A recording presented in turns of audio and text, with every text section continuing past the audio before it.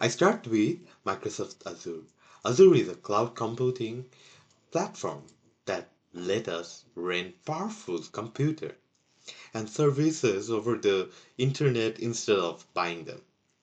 Specifically, we are using Azure Virtual Machine. These are just like having two separate Linux computers in the cloud. For this project, I am using two VMs. The master node, which is the brain of our cluster, and the worker node, which is the muscle for storage and visualization. I have already started both VM in Azure portal. Okay. Uh, you can see the FD FQDN, which is the fully qualified domain name, which act as their internet addresses and their private IPs, which they use to talk to each other secretly inside the cloud network. Now that both VM are running, let's log into the brain. I'll open PowerShell and SSH into the master node using its address and my credentials.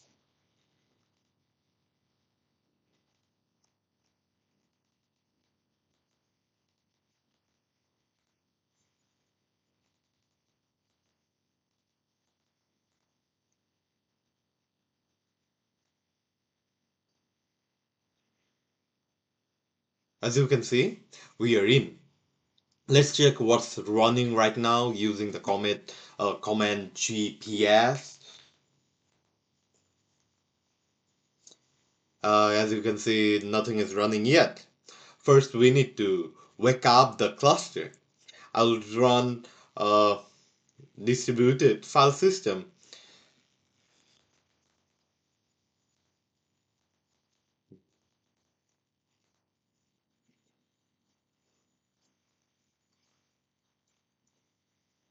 Voila.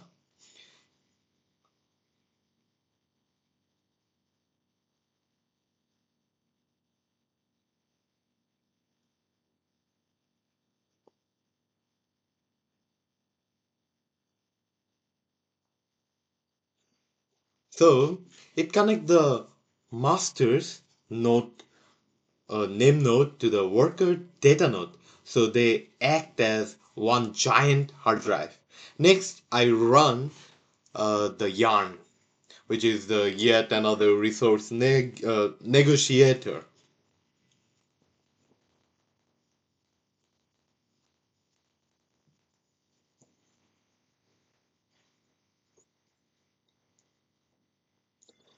Think of yarn as the operating system for our cluster. It decides which program gets CPU and RAM. Uh, Now let's run the GPS again, and we can see GPS, resource manager, the NameNode, secondary NameNode, node manager. So the cluster is alive right now.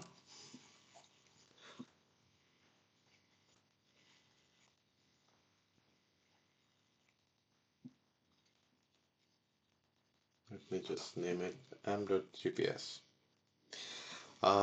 So to actually see now what's happening, I'll open a secret tunnel to the wave interface.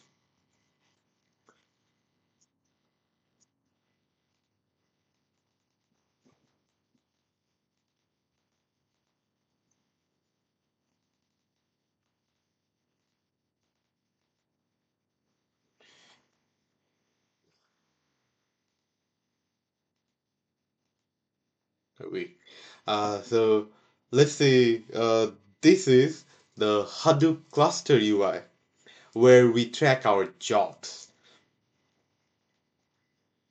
And now let's see the uh, HDFS NameNode UI, which will show us our stored file. Before that, let me name this n.hadoop so we don't have any confusion. Uh,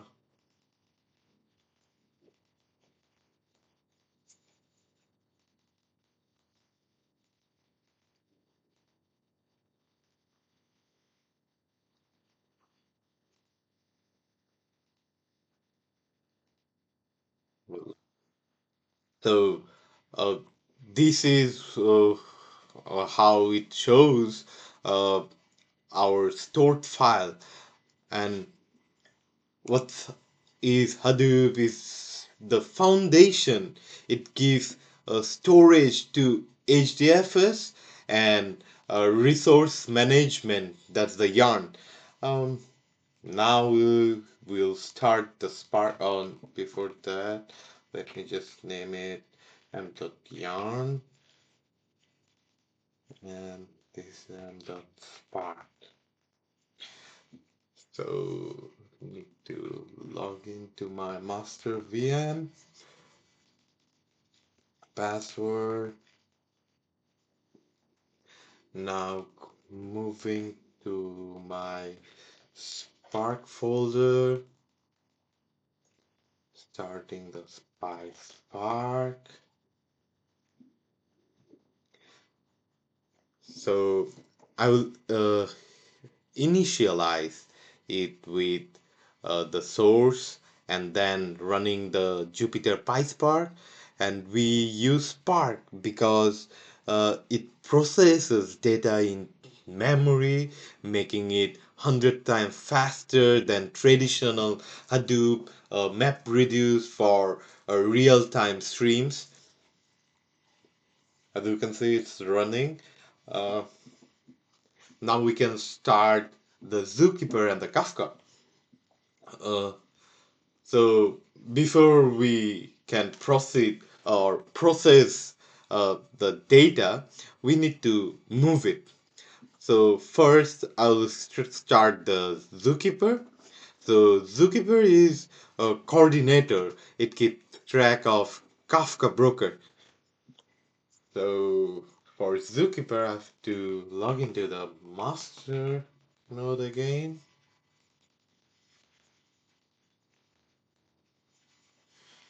Just naming it m.zookeeper just to keep a track, and it's well arranged. I do know which terminal is for what, and we need now. I'd be going to the Kafka folder where I will start the zookeeper. Voila.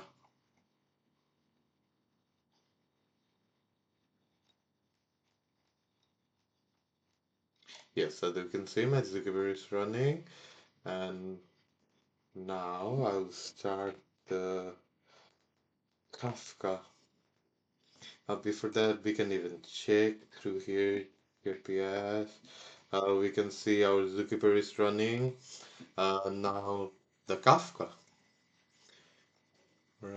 For running the Kafka, I log into my master VM, the same folder. Then the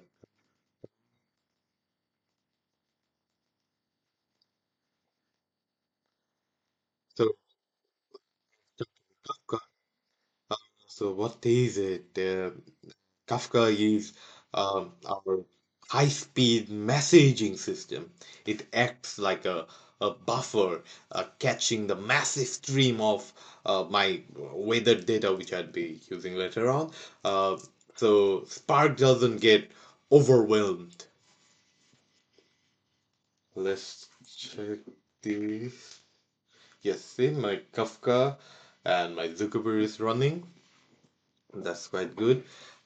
Now let's move on to the worker VM. Let's look into the worker VM.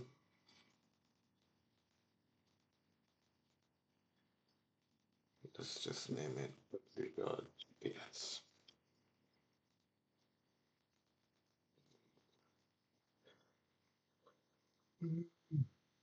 Now I have logged in to my worker VM. In the worker VM, I've also checked the JPS to confirm the data node is running. Um, Now I'm gonna start the InfluxDB.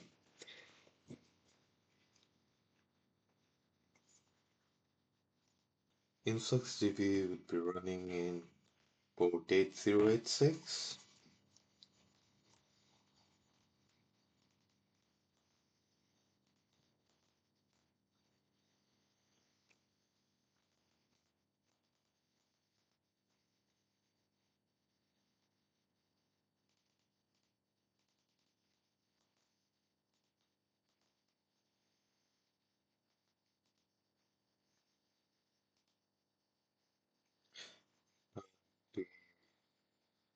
Up the username and password.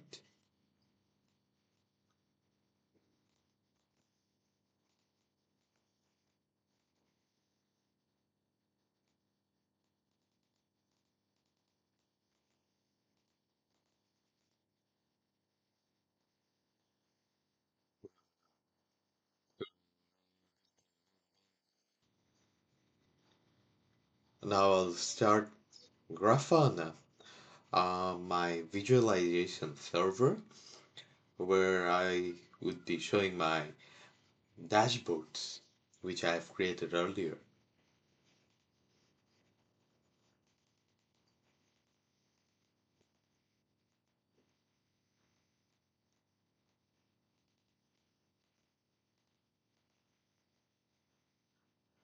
I'll be running the Grafana in port 3000.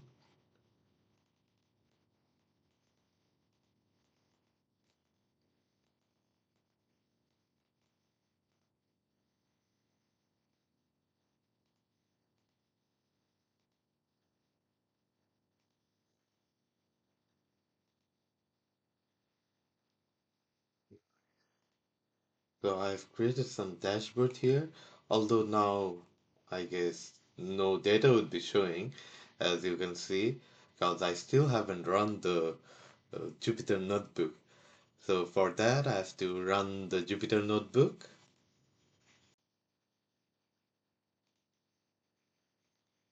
So for Jupyter Notebook, I'd be going back to the terminal and I'll run my Jupyter Notebook in port 8888. The password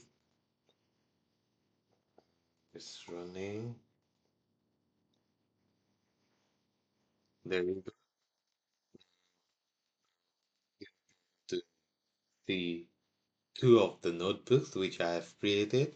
One is the producer notebook to fetch data, and the other one is the Spark processor notebook.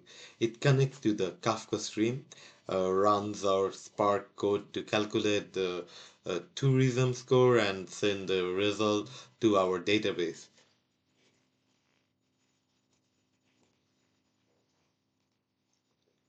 This, this.